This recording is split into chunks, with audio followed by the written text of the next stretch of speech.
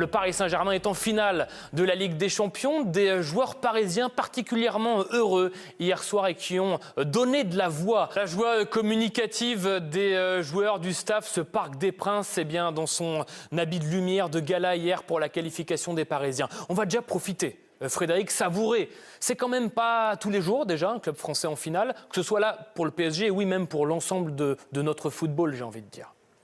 Pour le PSG, c'est 14 ans de travail, quand même, beaucoup de déceptions. Donc ça paye. Donc cette année, ils sont en finale. Bon, il faut la gagner maintenant. Oui. Parce que la déception en finale, c'est dur. Oui, il y a déjà eu en 2020 face au Bayern. Final 8, on le rappelle. Pour la gagner, il faut y être. Oui. Donc ils y sont. Et puis pour le football français, ça montre un petit peu que notre football a de la valeur. Voilà. On revoit les buts d'hier soir. Paris et la Ligue des Champions. Mickaël, l'ancien Parisien, ça a toujours été une histoire tumultueuse. Forcément, ça renforce notre bonheur. Oui, ça renforce le bonheur, mais en fait, le Paris Saint-Germain, c'est quand même une équipe jeune pour la Ligue des Champions. Et depuis que les Qataris sont là, notamment, évidemment qu'il y a énormément de travail. On pensait que par rapport à tous leurs moyens, ça allait arriver beaucoup plus vite. Mais pour construire une équipe, ça prend du temps, il faut de la stabilité et c'est ce qui finalement, ils y arrivent là aujourd'hui parce que c'est vraiment l'année où on a senti l'équipe monter en puissance, où on a senti qu'elle rivalisait dans les top matchs. Ça arrivait rarement précédemment. Dans quel domaine vous prenez le plus de plaisir, Fred, quand vous les observez? Je sais que vous aimez parler de jeu, là où vous prenez le plus de plaisir. Écoutez, en regardant Paris ces derniers temps, j'ai tiré beaucoup d'enseignements sur le football, sur le contenu. Comment fait-on pour gagner une Ligue des Champions?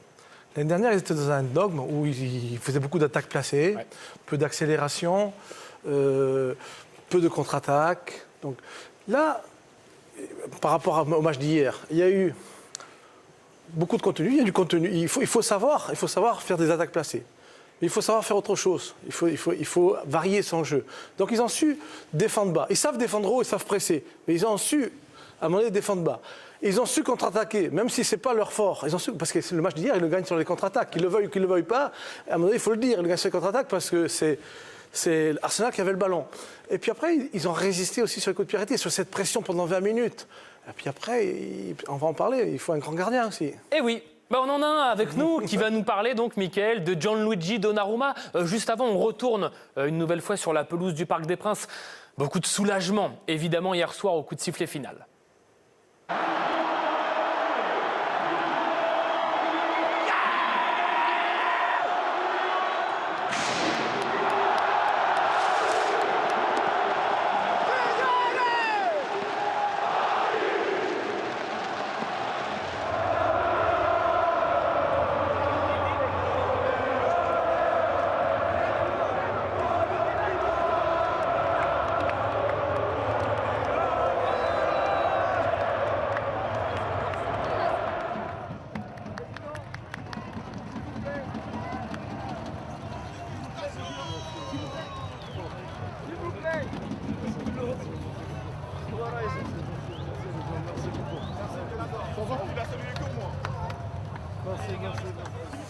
Nasser El Khelaifi, les larmes aux yeux, le Paris Saint-Germain qui va donc disputer la 4e finale de Coupe d'Europe dans toute son histoire. On parle beaucoup de force collective. On est donc quand même obligé, Mickaël Landreau, de revenir sur la nouvelle belle performance hier de Gianluigi Donnarumma. Image à l'appui donc avec l'œil, le regard, l'analyse de Mickaël. Plus de 600 matchs en Ligue 1. Il a encore été monstrueux hier soir, Donnarumma. Oui, on le sait, depuis des années, sur sa ligne, c'est un des meilleurs au monde. Et il a été une nouvelle fois décisif avec des arrêts d'une classe internationale monstrueux. Là, c'est un arrêt réflexe. Et puis, sur les situations, je vais essayer de voir autre chose. Regardez ça, on ne voyait jamais ça. Depuis quelques semaines, son positionnement, il vient gêner, il est acteur. Il est prêt aussi à aller sur une sortie aérienne s'il le faut. À nouveau, sur cette longue touche, et c'est là où Frédéric l'a dit tout à l'heure, ils ont résisté, mais ça, c'est un arrêt qui est monstrueux. Il va très vite au sol. Il se replace, il se positionne à nouveau, il est prêt, et on va le voir après. Il est capable d'aller la chercher maintenant, même si c'est plus difficile pour lui. Regardez, il s'appuie, boum, et là, il a une envergure, il a une main ferme. C'est un arrêt d'une classe exceptionnelle.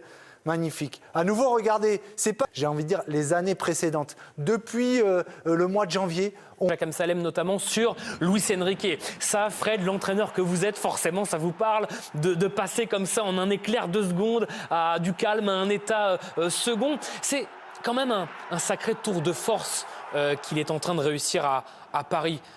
J'imagine que l'entraîneur que vous êtes est assez admiratif de cela. Je suis très admiratif de ces entraîneurs qui, tous les ans, jouent tous les 3 jours et font des parcours incroyables. Parce que bon, il faut les vivre, les matchs, il faut les préparer. Donc, je suis très admiratif de ces entraîneurs de très, très haut niveau qui la gagnent ou qu'ils aillent très, très loin. Je vous ai coupé et je vous coupe plus tôt, mais c'était furtif. Mais juste après le but, on l'a vu tout de suite remobiliser ces hommes, là aussi en une fraction de seconde. Il faut passer de l'euphorie à tout de suite être concentré. Donc parfois, il y a eu des situations où les joueurs ils sont dans l'euphorie. Là, il vit son match à fond, à 100%. Mickaël. oui, puis en fait, il vient aussi rectifier, hein, parce que le but, il arrive, ils étaient dominés et il vient faire un repositionnement. Hein. Regardez là, il dit à Désiré Doué, t'es bien gentil avec tes petits gris-gris, hein, c'est ça Fred. Mais là, pour le coup, il faut simplifier. Ça fait aussi partie du rôle d'un coach. Mais il le fait bien hein, quand même. Oui, Il le fait bien. Oui, c'est on du air football, mais- voit le don. Non, voilà, non, il est là pour le dire simplement, simplifie ton jeu. Voilà. On est en demi-finale avec des champions. Et si tu perds un ballon, qu'on se prend un but là-dessus parce que tu as fait un gris-gris, il a l'emprise sur son équipe.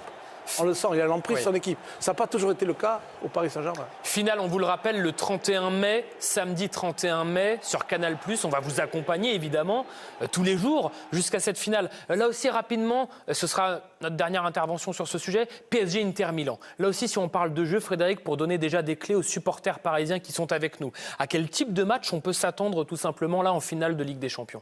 Il y a deux secteurs qui me paraissent très importants dans ce match-là. Ça va être attaque placée contre un bloc bas. Donc Paris, ils ont cet argument-là. Il va falloir être bon. Ne pas se faire prendre en contre-attaque et les coups de pied arrêtés. Coups de pied arrêtés parce que c'est une équipe très, très, très athlétique. La meilleure en Europe sur le plan des coups de pied arrêtés. Et Paris, dans ce domaine-là, et c'est là où Arsenal a beaucoup insisté sur les touches longues, sur les coups francs.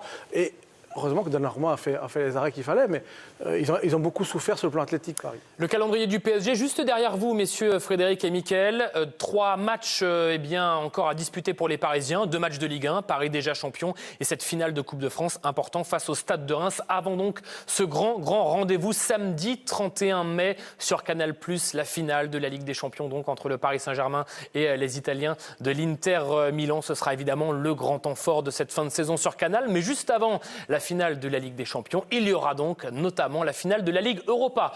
On va retourner une dernière fois au Parc des Princes, toujours avec Lilian et Cédric. Messieurs, voilà, c'est donc une finale entre le Paris Saint-Germain et l'Inter Milan. Ça va ressembler à quoi? Est-ce que ce Paris Saint-Germain déjà peut relever le défi incroyable proposé par l'Inter Milan? On a vu cette équipe hier très impressionnante. Très clairement, écoutez, ils n'ont fait que nous surprendre dans cette campagne. On rappelle qu'ils s'étaient qualifiés en 15e position. Ils ont quand même fait chuter des équipes comme Liverpool, qui était le grand favori de la compétition. Donc Luis Enrique et ses hommes ont su s'adapter dans le jeu collectif à chaque question tactique qu'on leur a proposée. Et donc ça va être une magnifique opposition de style face à l'Inter Milan, qui est dans un registre, et sa défense à 3 totalement différent. Oui, une équipe de l'Inter qui adore défendre. Alors oui, ils prennent plus de buts. Ils en avaient pris très peu sur la phase de Ligue de sa Ligue des Champions. Ça commence à se détendre un petit peu, mais parce que le niveau s'élève également.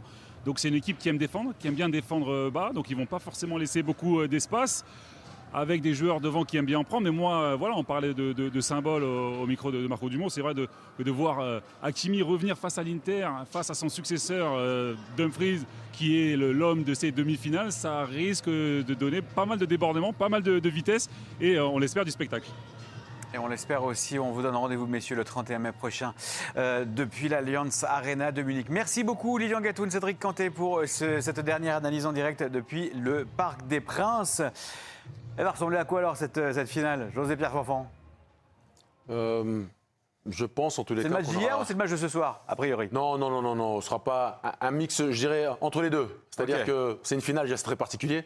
En général, c'est rare que ce soit du roi football lors d'une finale, mais on a souvent, on met l'Inter dans une catégorie d'équipe défensive, mais on a pu le voir, ils sont capables de marquer. C'est une équipe, certes, qui est dans son utilisation du ballon. Je crois que c'est la meilleure attaque de la série. Voilà, très, très verticale, justement. Donc pas besoin de grosses possessions pour sortir le ballon et se créer des occasions. Mais je m'attends à des buts, quand même, malgré tout. Je ne m'attends pas à un match fermé. Et je pense que les Parisiens vont vouloir, en tous les cas, c'est particulier, hein, parce que les Parisiens n'ont pas d'expérience à cette altitude-là, malgré tout. Donc, il faut. Encore une fois, c'est un trophée qui change une carrière, qui change beaucoup de choses. Donc, c'est encore une fois, à mon avis, la gestion des émotions qui sera surtout au-delà de la tactique. C'est comment on gère l'événement. Voilà, un Dembélé qu'on a, que justement, il y a quelques mois, on ne savait pas trop ce qu'il avait. Avantage à l'Inter, dont quasiment l'intégralité de l'effectif était déjà en finale il n'y a pas si longtemps. En 2023, ils étaient effectivement en finale. Mais là aussi, on peut dire aussi, mais ils l'ont manqué. C'est peut-être là aussi, vous n'arrivez pas tous les jours. Donc, c'est comment on gère ça, malgré tout. Donc, c'est pas évident. Je dis, en termes d'émotion, un Dembélé qui... Je ne vais pas dire qu'il était dans l'anonymat il y a quelques mois, mais on ne le voyait pas à ce niveau-là. Mais s'il le gagne, il est peut-être au Ballon d'Or. Comment il gère tout ça, quoi. Donc il y a des semaines à venir où Luis Enrique aura du travail. Le Ballon d'Or. Le Ballon d'Or. On n'en parlait plus de ce truc-là. Mais oui, bien sûr, c'est important, c'est important. On va écouter le joueur dont vous avez parlé il y a un instant, João Neves, au micro de Margot Dumont.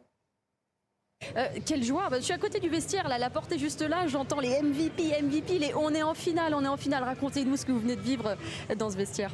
On était faire la fête là dans le vestiaire et on est très content pour être ici, aller à la finale. Ça c'est plus important pour nous, c'est chercher la victoire et on est à la finale. On a de la probabilité de chercher la victoire de Champions League. Donc j'ai dit qu'on le fait en anglais, finalement on le fait en français. Vous en sortez très bien, donc c'est parfait, on va continuer comme ça. Il y a cette finale effectivement, mais il y a d'abord eu cette demi-finale. Comment est-ce que vous avez réussi à battre cette équipe d'Arsenal, à résister? C'était vraiment un combat sur le terrain, comment vous l'avez vécu? Arsenal c'est une équipe très, très forte, beaucoup de qualités individuelles et collectives, mais je pense qu'on était milieu là-bas, chez nous et chez lui, c'est ça? Là-bas. Ouais, là-bas. Et je pense qu'on est vraiment vraiment the better team. Il y a cette finale maintenant à disputer contre l'Inter.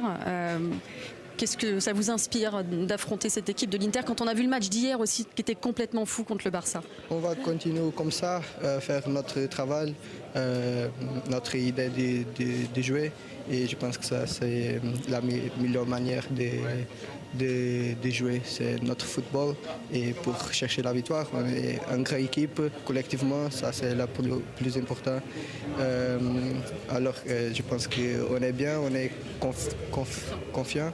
Et ouais, je suis très content. Merci beaucoup, Joao, et bravo pour votre français, merci.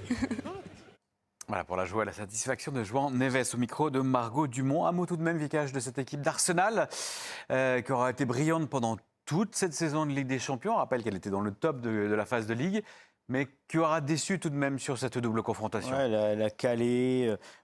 Paris a un grand gardien, un grand attaquant. Ils ne l'ont pas, le grand attaquant. Ils l'ont perdu en cours de route peut-être avec Kai Havertz. Raya n'est pas un À un moment, il faut marquer des buts et Raya n'a pas été extraordinaire non plus.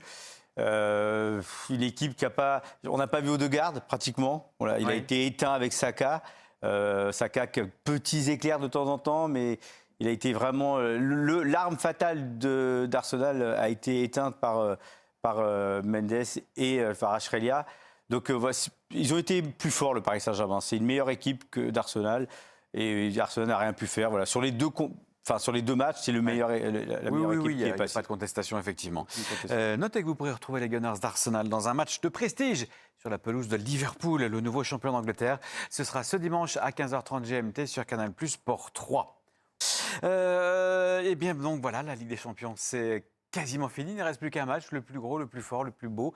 C'est donc la finale et ce sera le 31 mai à l'Allianz Arena de Munich. Et ce sera évidemment sur Canal+, tout comme ce rendez-vous relativement important de dimanche prochain, le Classico tout simplement, en championnat espagnol évidemment. Rendez-vous à 13h15 GMT sur Canal Plus Sport 4 pour ce FC Barcelone-Real Madrid. Je sais que vous serez extrêmement nombreux devant votre télévision à cet instant-là, 13h15 GMT pour un coup d'envoi à 14h15, le Classico qui pourrait être décisif pour l'attribution du titre cette saison en Liga espagnole. Et puis ne manquez pas les grandes bouches demain pour revenir évidemment sur les demi-finales retour. C'est à 21h GMT sur Canal Plus Sport 1. Ne manquez pas non plus l'émission J-1 vendredi 20h30 GMT.